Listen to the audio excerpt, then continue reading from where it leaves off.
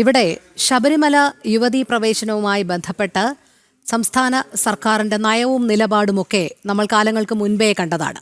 ഇപ്പോൾ അഖില ലോക അയ്യപ്പ ഭക്ത സംഗമം പമ്പ മണപ്പുറത്ത് നടത്താൻ നിശ്ചയിച്ചതിലൂടെ അത് ഒരു സംശയകരമായ സാഹചര്യത്തിലേക്ക് കൂടി വിരൽ ചൂണ്ടുന്നു. കാരണം സർക്കാരിന് എന്താണ് ഇതിന് പിന്നിലുള്ള ലക്ഷ്യം എന്നുള്ളത് ധനസമ്പാദനമാണോ, വോട്ട് ബാങ്ക് രാഷ്ട്രീയം തന്നെയാണോ എന്നുള്ളതാണ്. കാരണം തദ്ദേശ തെരഞ്ഞെടുപ്പുണ്ട്, വരാനിരിക്കുന്ന നിയമസഭാ തെരഞ്ഞെടുപ്പുണ്ട്.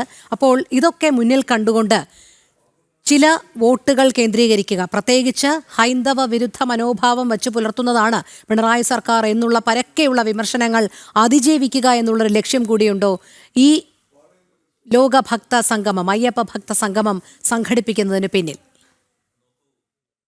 ഈ സംസ്ഥാന സർക്കാരിൻ്റെ അഖില ലോക അയ്യപ്പ ഭക്ത സംഗമം അടുത്ത മാസം 3-ാം വാരത്തിൽ സംഘടിപ്പിക്കും എന്ന് ദേവസ്വം വകുപ്പ് മന്ത്രി ഈയിടെ പ്രഖ്യാപിക്കുകയുണ്ടായി. ഈ സർക്കാരിൻ്റെ ചെയ്തികളിൽ നാം അല്ലെങ്കിൽ അവരുടെ പ്രവൃത്തികളെ നാം സംശയത്തോടെ വീക്ഷിക്കുന്നതിൻ്റെ പ്രധാനപ്പെട്ട കാരണം അവർ ചെയ്യുന്ന അല്ലെങ്കിൽ മുന്നോട്ട് വയ്ക്കുന്ന പ്രവർത്തനങ്ങളിലെ ഒരു ആത്മാർത്ഥത കുറവ് പലപ്പോഴും നമുക്ക് ഫീൽ ചെയ്യുന്നുണ്ട്. കാരണം നോക്കൂ, ഈ ഇടതുപക്ഷ സർക്കാർ ഇന്നോ ഇന്നലെയോ വന്നതല്ല.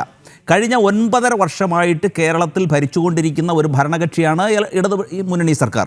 ഇനിയിപ്പോൾ ഭരണത്തിൻ്റെ ആ ലാസ്റ്റ് എൻഡ്, അതായത് ഫാഗ് എൻഡിലേക്ക് എത്തിയിരിക്കുന്നു. 3-4 മാസത്തെ ഭരണം കൂടെ കഴിയുമ്പോഴേക്കും ഇടതുപക്ഷ സർക്കാരിൻ്റെ കാലാവധി, 2ാം ടേമിൻ്റെ കാലാവധി പൂർത്തിയാവുകയാണ്. ഈ ഘട്ടത്തിൽ ഈ അയ്യപ്പ ഭക്ത സംഗമം സംഘടിപ്പിക്കുകയും ശബരിമലയെ ഉദ്ധരിക്കുവാനായിട്ടും പിൽഗ്രിമേജിന് തീർത്ഥാടക സൗകര്യം വർദ്ധിപ്പിക്കുന്നതിനും അതുപോലെ ഭക്തർക്ക് ആവശ്യമായ ക്രമീകരണങ്ങൾ ഏർപ്പെടുത്തും എന്നുമൊക്കെ ഇവർ പറയുമ്പോൾ നാം അതിനെക്കുറിച്ച് സംശയത്തോടെ നോക്കുന്നതിൻ്റെ പ്രധാനപ്പെട്ട കാരണം ഈ കഴിഞ്ഞ 9 വർഷം നിങ്ങൾ എന്തുകൊണ്ട് ഇക്കാര്യത്തിൽ ഒരു തീരുമാനമെടുക്കുകയോ അല്ലെങ്കിൽ ഇത്തരത്തിലുള്ള ഒരു നിർദ്ദേശം മുന്നോട്ട് വയ്ക്കുകയോ ചെയ്തിരിക്കുന്നില്ല എന്നുള്ളതാണ് നമ്മൾ സംശയത്തോടെ നോക്കുന്നത്. നോക്കൂ, ഇനിയിപ്പോൾ ഈ നവംബറിൽ ലോക്കൽ ബോഡി ഇലക്ഷൻ വരുന്നു. അത് കഴിഞ്ഞ് അടുത്ത വർഷം ആദ്യം നിയമസഭയിലേക്ക് തെരഞ്ഞെടുപ്പ് നടക്കുന്നു.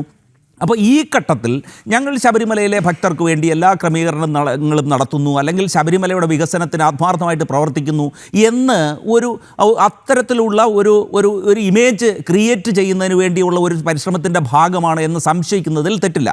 കാരണം ഇപ്പോൾ ജനാധിപത്യ വിഭാഗത്തെ സംബന്ധിച്ച് അല്ലെങ്കിൽ UDFൻ്റെ ഭാഗത്തു നിന്ന് അവർ ജനങ്ങളുടെ വിശ്വാസത്തെ സംരക്ഷിക്കുകയും ആചാരങ്ങൾ അതേ രീതിയിൽ നിലനിർത്തണമെന്നും അത് വിശ്വാസത്തിൻ്റെ ഭാഗമാണെന്നും അതിൽ സർക്കാർ ഒരു തരത്തിലുള്ള ഇടപെടലും പാടില്ല എന്നും വിശ്വസിക്കുന്ന ഒരു വിഭാഗമാണ് കോൺഗ്രസും അതിൻ്റെ സഖ്യകക്ഷികളും ഒക്കെ തന്നെ. അതിനനുസരിച്ച് ശബരിമലയിലെ ആചാര സംരക്ഷണത്തിൻ്റെ ഭാഗമായി ആവശ്യമെങ്കിൽ നിയമനിർമ്മാണം പോലും നടത്താൻ സന്നദ്ധമാണ് എന്ന് കോൺഗ്രസ് 2018 ആ ഒരു കാലഘട്ടത്തിൽ പ്രഖ്യാപിക്കുകയും ചെയ്തിരുന്നു. ഇവിടെ 2018 സുപ്രീം കോടതിയുടെ വിധി വന്നതിനെ തുടർന്ന് ഇവിടെ നവോത്ഥാനം മതിൽ തീർക്കുകയും വനിതാ മതിൽ സൃഷ്ടിക്കുകയും ഒക്കെ ചെയ്തിരുന്നവർ ഒരു സുപ്രഭാതത്തിൽ, അതായത് ഈ ഭരണത്തിൻ്റെ ഒരു ലാസ്റ്റ് സ്റ്റേജിലേക്ക് എത്തുമ്പോൾ ഇതേ രീതിയിലുള്ള കോൺക്ലേവുകളുമായി മുന്നോട്ട് വരുന്നതിലാണ് നമുക്ക് സംശയം ഉയരുന്നത്. നോക്കൂ, സിനിമ രംഗത്തെ പ്രശ്നങ്ങൾ പരിഹരിക്കുവാൻ ഒരു കോൺക്ലേവ് കഴിഞ്ഞ കുറച്ച് ദിവസങ്ങൾക്ക് മുമ്പ് നടത്തുകയുണ്ടായി. അപ്പോൾ ഈ സിനിമാ മേഖലയെ സംബന്ധിച്ച കോൺക്ലേവ് നടത്തുവാൻ ഏതാണ്ട് 5 വർഷം ആ റിപ്പോർട്ട്, ഹേമ കമ്മിറ്റി റിപ്പോർട്ട് കയ്യിൽ വെച്ചിട്ട് അതിൻ്റെ മുകളിൽ ഇരിക്കുകയായിരുന്നു ഇത്രയും കാലം. അപ്പോൾ ഈ ഭരണത്തിൻ്റെ അവസാന ഘട്ടത്തിലേക്ക് എത്തുമ്പോൾ എല്ലാ രീതിയിലുള്ള സൗകര്യങ്ങൾ ഒരുക്കുകയും ശബരിമലയെ ഒരു ലോക പിൽഗ്രിം സെൻ്ററായി മാറ്റുകയും അതിനാവശ്യമായ ക്രമീകരണങ്ങൾ വരുത്തുകയും ഒക്കെ ചെയ്യുമെന്ന് പ്രഖ്യാപിക്കുമ്പോൾ ഈ സർക്കാരിന് ഇതൊക്കെ നിർവഹിക്കുവാനുള്ള സമയം അവശേഷിക്കുന്നുണ്ടോ എന്നുള്ള ഒരു പ്രധാനപ്പെട്ട ചോദ്യം സാധാരണക്കാരുടെ മുന്നിൽ ഉയരുന്നുണ്ട്. അപ്പോൾ അവിടെയാണ് ഈ സർക്കാരിൻ്റെ അവരുടെ ആ ലക്ഷ്യത്തെ, അവരുടെ ഉന്നത്തെ സംശയത്തോടെ നമ്മൾ നോക്കുന്നതിൻ്റെ പ്രധാനപ്പെട്ട കാര്യം. ഇതിൽ ആത്മാർത്ഥതയുണ്ടായിരുന്നു എങ്കിൽ ഈ ഭരണത്തിൻ്റെ തുടക്കത്തിൽ തന്നെ അവർക്ക് ഇത്തരത്തിലുള്ള നിലപാടുകളിലേക്കും നടപടികളിലേക്കും പ്രവേശിക്കുകയും അതിനനുസരിച്ചുള്ള തുടർ നടപടികൾ സ്വീകരിക്കുകയും ചെയ്യാമായിരുന്നു. ഇപ്പോൾ തന്നെ ഇത്തരത്തിൽ ഒരു കോൺക്ലേവിൽ നിന്ന്, ഒരു സംഗമത്തിൽ നിന്നൊരു നിർദ്ദേശം ഉയർന്നു വന്നാൽ ഈ ഭരണത്തിൻ്റെ മെല്ലെപ്പോക്കിൻ്റെ ഭാഗമായി ഏത് ഘട്ടത്തിൽ, ഏത് കാലഘട്ടത്തിൽ അത് നിർവഹിച്ച് എടുക്കുകയോ അത് പൂർത്തീകരിക്കുകയോ ആ ഒരു ഉദ്ദേശ ലക്ഷ്യം പ്രാവർത്തികമാക്കുകയോ ചെയ്യാൻ കഴിയുമെന്നുള്ളത് അത്ഭുതകരമായിരിക്കും. അപ്പോൾ ആ ഒരു സാഹചര്യത്തിലാണ് ഇത്തരത്തിലുള്ള അയ്യപ്പ സംഗമമൊക്കെ സർക്കാരിൻ്റെ 10-ാം വർഷത്തിൻ്റെ ഈ അവസാന ഘട്ടത്തിൽ ഒരു തദ്ദേശ സ്വയംഭരണ തെരഞ്ഞെടുപ്പിനെ അഭിമുഖീകരിക്കാനിരിക്കുന്ന ഒരു ഘട്ടത്തിൽ, നിയമസഭാ തെരഞ്ഞെടുപ്പിനെ അഭിമുഖീകരിക്കാനിരിക്കുന്ന ഒരു ഘട്ടത്തിൽ ഇത്തരത്തിലുള്ള വലിയ പ്രഖ്യാപനങ്ങളുമൊക്കെയായി ജനങ്ങളിലേക്ക് കടക്കാൻ ശ്രമിക്കുന്നത് ഒരർത്ഥത്തിൽ ഒരു രാഷ്ട്രീയ നേട്ടം കൊയ്യുവാനുള്ള ഒരു ശ്രമമാണ്. ഇത്തരത്തിൽ ആത്മാർത്ഥമായിട്ടൊരു ആഗ്രഹം ഇടതുപക്ഷ മുന്നണി സർക്കാരിന് ഉണ്ടായിരുന്നുവെങ്കിൽ എന്തുകൊണ്ട് ഈ കേരളത്തിലെ ജനപ്രതിനിധികൾ അടങ്ങുന്ന നിയമസഭയിൽ ഇക്കാര്യങ്ങൾ ചർച്ച ചെയ്യുകയോ അവിടെ ഒരു തീരുമാനം ഉയർന്നതിന് ശേഷം ഇത്തരത്തിലുള്ള ഒരു വലിയ ഒരു ആഗോള സംഗമത്തിലേക്ക് കടക്കുകയോ ചെയ്യുന്നില്ല? ഇവിടെയാണ് സർക്കാരിൻ്റെ ന്യായമായും അവരുടെ ഇത്തരം നടപടികളിൽ ജനങ്ങൾക്ക് ഉണ്ടാകുന്ന സംശയങ്ങൾ ഉണ്ടാവുകയും ആ സംശയങ്ങൾ ഉയർന്നു വരികയും ചെയ്യുന്നത്. ശ്രീ ബി റജി, താങ്കൾ പറഞ്ഞതുപോലെ അയ്യപ്പ ഭക്ത സംഗമത്തിൽ ഉയരുന്ന നിർദ്ദേശങ്ങളോ അഭിപ്രായങ്ങളോ ഒന്നും നടപ്പിൽ വരുത്തുന്നതിന് വേണ്ടിയിട്ടല്ല.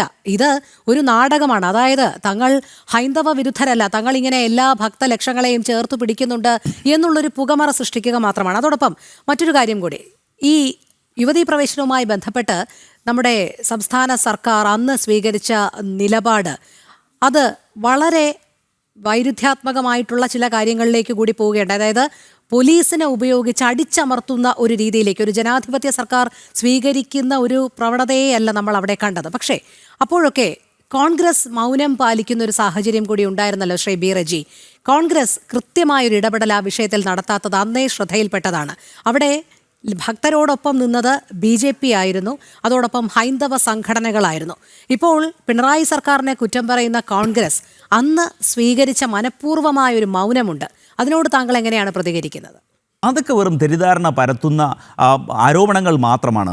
കേരളത്തിലെ സംബന്ധിച്ച് കോൺഗ്രസിനെയും അല്ലെങ്കിൽ അതിനോട് ചേർന്ന് നിൽക്കുന്ന സംഘടനകളെയും സംബന്ധിച്ച് ശബരിമല വിഷയവുമായി ബന്ധപ്പെട്ട് വളരെ കൃത്യമായ നിലപാടുകളുണ്ട്. അത് എല്ലാ കാലത്തും കോൺഗ്രസ് പറഞ്ഞിട്ടുണ്ട്, പ്രചരിപ്പിച്ചിട്ടുണ്ട്. നോക്കൂ, മതം സംബന്ധിച്ച് ഇൻ്റർനാഷണൽ കോൺഗ്രസിൻ്റെ നിലപാട് സുവ്യക്തമല്ലേ? ഇന്ത്യയിലെ ജനാധിപത്യ ഭരണക്രമത്തിൽ നമ്മുടെ ഭരണഘടനയിൽ അധിഷ്ഠിതമായ മതേതരത്വവും ബഹുസ്വരതയും സംരക്ഷിക്കുവാൻ അതിൻ്റെ സംരക്ഷകരായി നിലകൊള്ളുന്നത് ഇന്ത്യയിലും കേരളത്തിലും കോൺഗ്രസ് ആണ്. അത് നമ്മൾ മനസ്സിലാക്കണം. എല്ലാ മനുഷ്യരുടെയും മതവിശ്വാസം എന്ന് പറയുന്നത് അവരുടെ സ്വകാര്യ ഒരു വിശ്വാസത്തിൻ്റെ ഭാഗമാണ്. ആചാരങ്ങൾ സംരക്ഷിക്കപ്പെടണമെന്നും അത് സംബന്ധിച്ച് ആവശ്യമെങ്കിൽ നിയമനിർമ്മാണം നടത്തുവാൻ സന്നദ്ധമാണെന്നും കേരളത്തിൽ പറഞ്ഞത് കോൺഗ്രസ് ആണ്. കോൺഗ്രസ് ഒരു മതവിഭാഗത്തിൻ്റെയും വിശ്വാസത്തിൽ ഇടപെടുകയോ അതിലെന്തെങ്കിലും കാലുഷ്യം കലർത്തുവാനോ ഒരു മതവിദ്വേഷം നമ്മുടെ സംസ്ഥാനത്ത് വളർത്തുവാനോ നമ്മുടെ രാജ്യത്ത് വളർത്തുവാനോ ഒരിക്കലും കോൺഗ്രസ് സന്നദ്ധമാകില്ല. കോൺഗ്രസിനെ സംബന്ധിച്ച് മതേതരത്വ നിലപാടാണ്. അവർ ബഹുസ്വരതയാണ് ഇഷ്ടപ്പെടുന്നത്. അവർ വിശ്വാസത്തിൻ്റെ സംരക്ഷകരായിട്ടും എല്ലാ മതവിഭാഗങ്ങളും അവർ ഏത് മതത്തിലാണോ വിശ്വസിക്കുന്നത് ആ മതത്തിൽ പൂർണ്ണമായി വിശ്വസിക്കുവാനും അവരുടെ ആചാരങ്ങളുമായി മുന്നോട്ട് പോകുവാനുമുള്ള എല്ലാ സംരക്ഷണവുമാണ് കോൺഗ്രസ് ഒരുക്കുന്നത്. ഇവിടെ കോൺഗ്രസിനെ അത്തരത്തിലുള്ള ആരോപണങ്ങളൊന്നും കോൺഗ്രസിന് മേൽ ഉന്നയിച്ചതായി കാണുന്നില്ല. അങ്ങനെ ആരും ഉന്നയിക്കുമെന്ന് കരുതുന്നതുമില്ല.